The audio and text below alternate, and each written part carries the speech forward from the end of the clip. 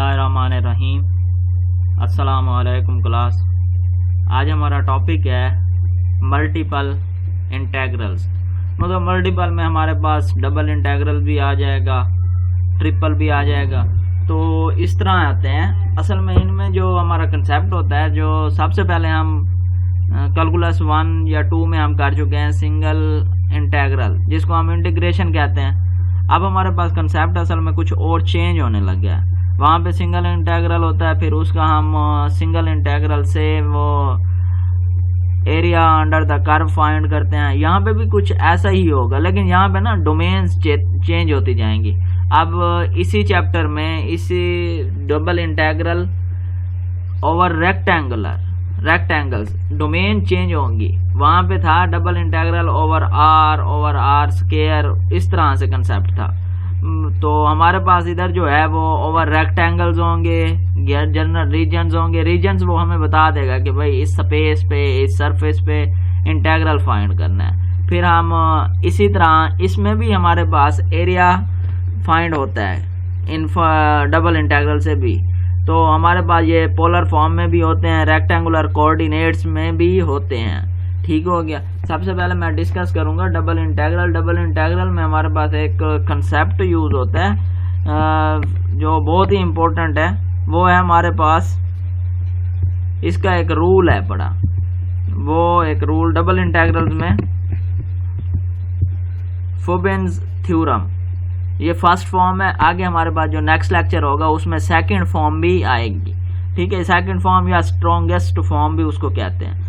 अब इसमें हमारे पास वो कहता है इफ एफ। अब ये देख रहे हैं, ये मल्टी वेरिएट फंक्शन है, क्योंकि independent variable more than one है। क्यों हमारा कोर्स ही मल्टी वेरिएट पे है ना, तो हम पहले हमारे पास सिंगल वेरिएबल में इंटीग्रेशन थी, सिंगल वेरिएबल में डेरिवेटिव हमने कैलकुलस 1 या 2 में की हुई थी। तो अब इस कोर्स में मल्टी वेरिएट पे था। जैसे हमारे पास मल्टी वेरिएट पे पहले हम डिस्कस करते रहे, लिमिट्स फाइंड करें, कंटिन्यूटी उसकी देखनी थी, फिर हमने पार्शियल डेरिवेटिव देखा था, मतलब एटसेट्रा। मल्टी वेरिएबल पे हमने बहुत सी चीजें देखनी है। ठीक हो गया। पार्शियल डेरिवेटिव हम देख चुके हैं, जिसको हम पार्शियल डेरिवेटिव कहते थे।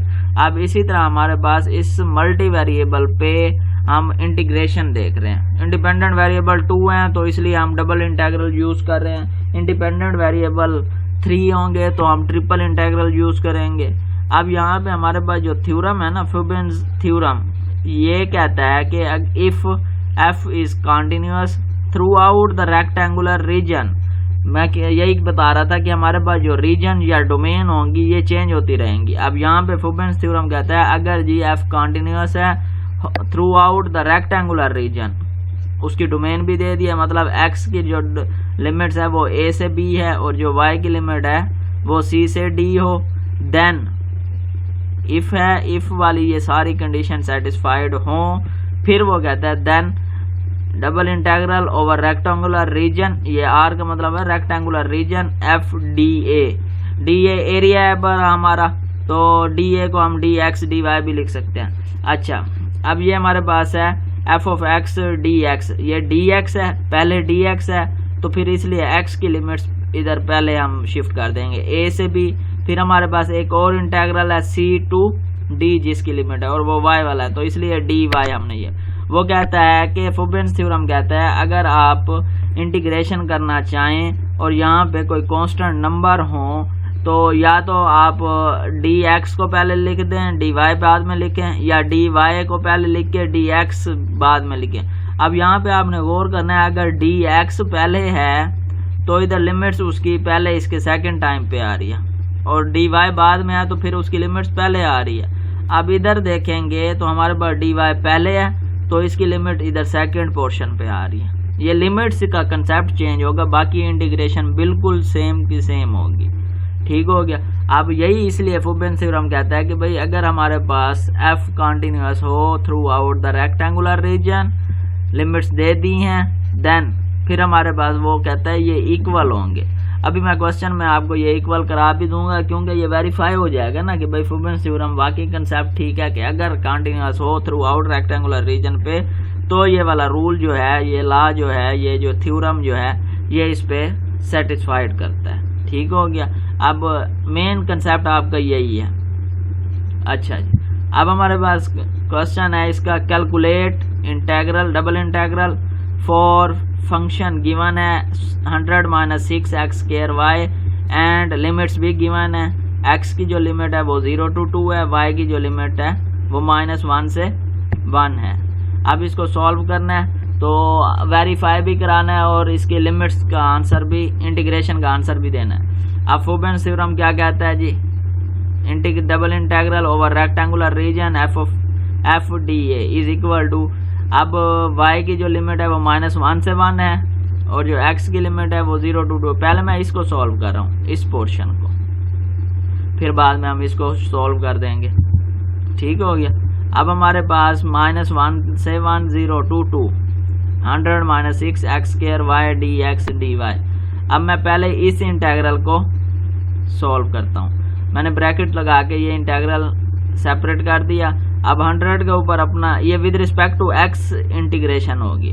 100 पे हमने सेपरेट इंटेग्रल अप्लाई किया, 6x² y पे सेपरेट इंटेग्रल अप्लाई किया। ठीक हो गया। अब 100 पे करेंगे तो 100 के तो कांस्टेंट है, बाहर आ जाएगा, 1 की इंटीग्रेशन x हो जाएगी, ये 100x। इसी तरह विद रिस्पेक्ट टू x था 6y, अगर हम with respect to x integral लेंगे तो हमारे पास y as a constant treat होगा। अगर हम with respect to y integral लेंगे तो x हमारे पास एज अ कांस्टेंट ट्रीट होगा। ठीक हो गया। अब ये हमारे पास 6y कांस्टेंट है तो बाहर निकाल दिया। x² की जो इंटीग्रेशन होती है वो x³ होती है और बाकी ये dy। अब ये fundamental theorem of calculus, upper limit minus lower limit, जब अपर लिमिट पुट करेंगे तो ये चीज़ आएगी, जब lower limit minus lower limit -6y। इसी तरह इस पे भी अपर लिमिट माइनस लोअर लिमिट, जब अपर लिमिट पुट करेंगे तो 2 raised की पावर 3 8 हो जाएगा, 8/3 माइनस लोअर लिमिट पुट करेंगे 0 की पावर 3 तो 0 आ जाएगा, 0/3। ठीक हो गया जी। अब ये 100 2 से मल्टीप्लाई होगा 200, ये तो वैसे 0 हो जाएगा और ये -6 × 8/3, 3 इससे कैंसिल होगा, ये 2 बनेगा, 2 इससे मल्टीप्लाई होगा 16y। अब हमारे पास इंटीग्रेशन जो है वो ये आ गई है 200 माइनस 16y dy। 200 पे मैंने सेपरेट इंटीग्रेशन अप्लाई की, 16y पे सेपरेट अप्लाई की। 200 कांस्टेंट है, बाहर आएगा, 1 की इंटीग्रेशन y हो जाएगी, -16 y की इंटीग्रेशन y²/2 तो -1 से 1। अब यहाँ पे भी दोबारा concept fundamental theorem of calculus का, upper limit minus minus plus हो जाएगा, माइनस माइनस प्लस 1 -16/2। इसी तरह से अपर लिमिट माइनस लोअर लिमिट। ठीक हो गया। ये 200 × 2 400 माइनस ये 1 - 1 0, ये सारी टर्म 0 हो जाएगी तो 400 - 0 आंसर 400। हमने फ्यूबेंस थ्योरम की जो हमारे पास ये वाली साइड थी, हमने इसको सॉल्व किया तो हमें पता चला कि इसका आंसर और इसका आंसर इक्वल होगा। अब मैं इसको सॉल्व करके देखता हूँ क्या वाकई इसका आंसर इक्वल होगा। उसका आंसर 400 आ गया। अब वो कहता है reversing the order of integration, मतलब इंटीग्रेशन के ना रिवर्स कर देना। अगर हमने पहले x with respect to x integration पहले ली थी तो अब with respect to y integration पहले ले लेंगे और बाद में with respect to x integration ले लेंगे। इसी तरह से जब रिवर्स कहता है ऑर्डर तो फ्यूबेंस थ्योरम कहता है कि भाई इनके जो आंसर होंगे वो सेम होंगे।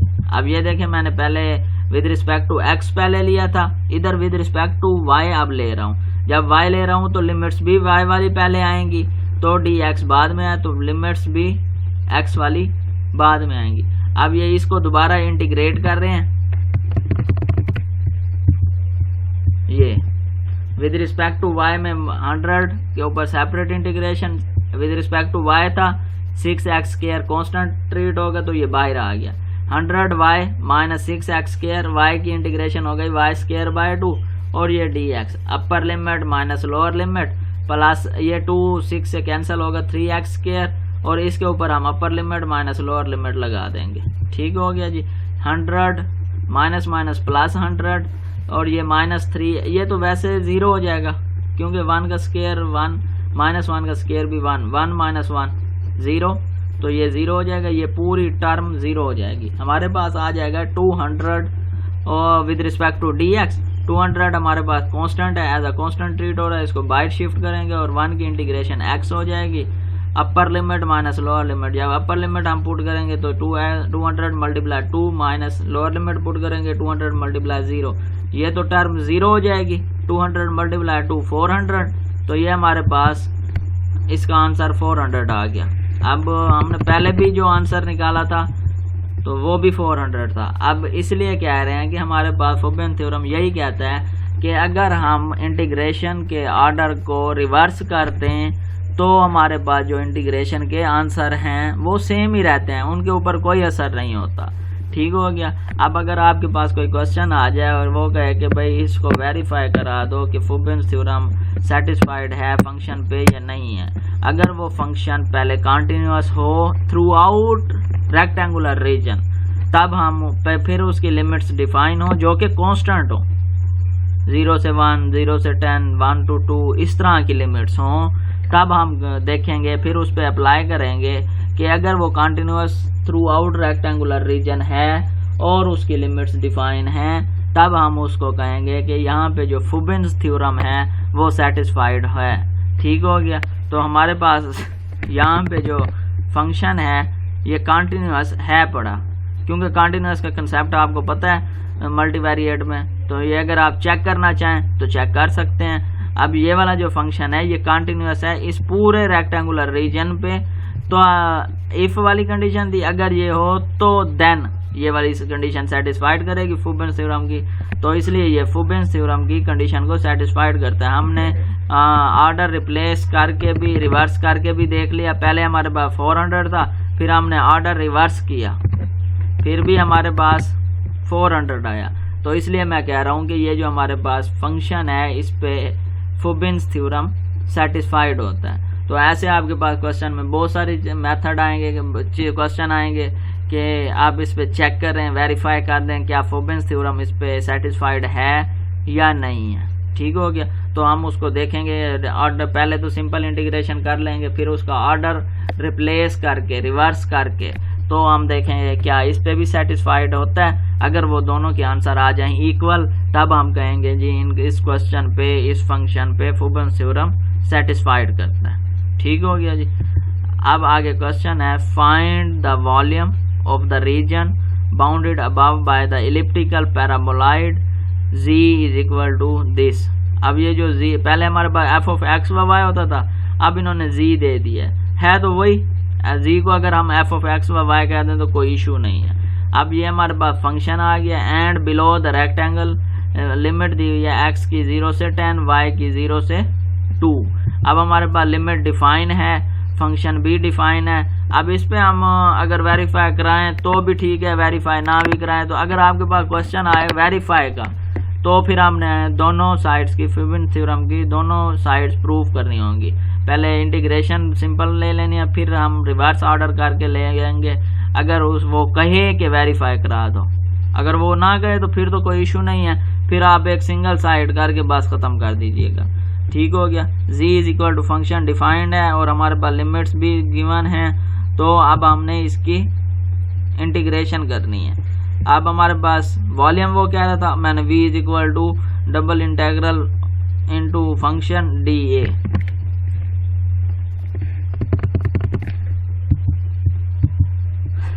अब ये dy dx मतलब dy पहले रखा है तो लिमिट्स पहले y वाली आएंगी, जो लिमिट्स हमारे पास दी हुई हैं ये वाली, ये 0 से 2 है y, तो इसलिए पहले हमने y लिया है, तो फिर हमारे पास जो लिमिट्स हैं वो भी y की आएंगी।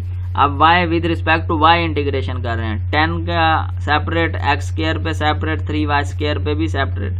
अब 10 कांस्टेंट है, बाहर आ जाएगा x स्क्वायर कांस्टेंट, बाहर 1 आ जाएगा, 3 कांस्टेंट बाहर y स्क्वायर। अब 10 की इंटीग्रेशन बाहर आएगा 1 होगा, 1 की इंटीग्रेशन y हो जाएगी, तो ये 10y और ये अब लिमिट 0 से 2 प्लस x स्क्वायर, 1 की इंटीग्रेशन y 0 से 2 प्लस 3y स्क्वायर की आ जाएगी power rule, 2 + 1 divided by 2 + 1 power rule आएगा, तो ये y 3/3 हो जाएगी। अब हमारे पास लिमिट्स हैं तो इस पे फंडामेंटल थ्योरम ऑफ कैलकुलस लगा दो, अपर लिमिट माइनस लोअर लिमिट। इसी तरह इधर भी, इधर अब एक्स स्क्वायर बाहर रहेगा क्योंकि हमने with respect to Y integration किया, तो लिमिट्स वाई में ही पुट होंगी, एक्स में इसका कोई चक्कर नहीं होगा। तो अपर लिमिट माइनस लोअर लिमिट, 3 3 से कैंसल, अपर लिमिट 2 का क्यूब माइनस 0 का क्यूब। ठीक हो गया। अब ये हमारे पास आ गया 20, ये वैसे 0 हो जाएगा, ये 2x square plus 8, 20 plus 8 28, 28 plus 2x square, 28 की इंटीग्रेशन सेपरेट, 2x स्क्वायर की इंटीग्रेशन सेपरेट, 28 कांस्टेंट बाहर, 1 की integration with respect to x ले रहे हैं तो 1 की इंटीग्रेशन x होगी, प्लस 2x स्क्वायर की जो इंटीग्रेशन है पावर रूल से, x की power 2 plus 1 divided by 2 plus 1 मतलब x क्यूब बाय 3। अब ये लिमिट्स हैं तो लिमिट्स पुट करें, अपर लिमिट माइनस लोअर लिमिट, तो 28 मल्टीप्लाई 1 माइनस 28 मल्टीप्लाई 0 प्लस ये 2/3 कांस्टेंट बाहर, अपर लिमिट 1 का क्यूब माइनस 0 का क्यूब, ये 28 आ जाएगा, ये वैसे 0 है इसको लिखने की ज़रूरत नहीं है, और ये 2/3 1 से मल्टीप्लाई होगा 2/3 हो गया।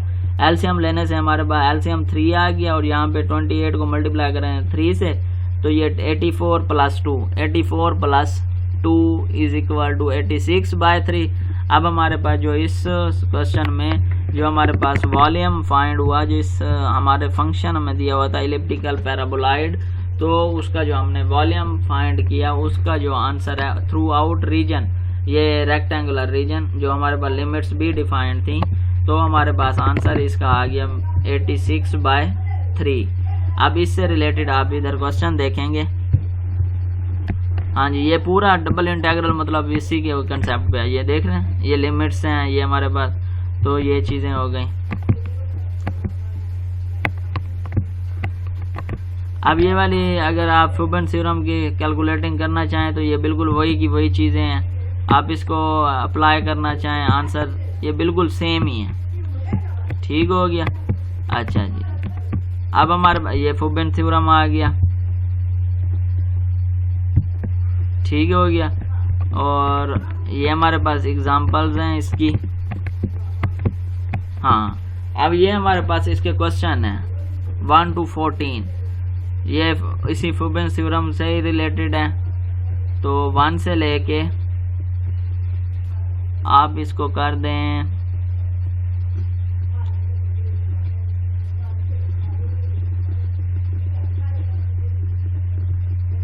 इसका 14 तक कर लें, और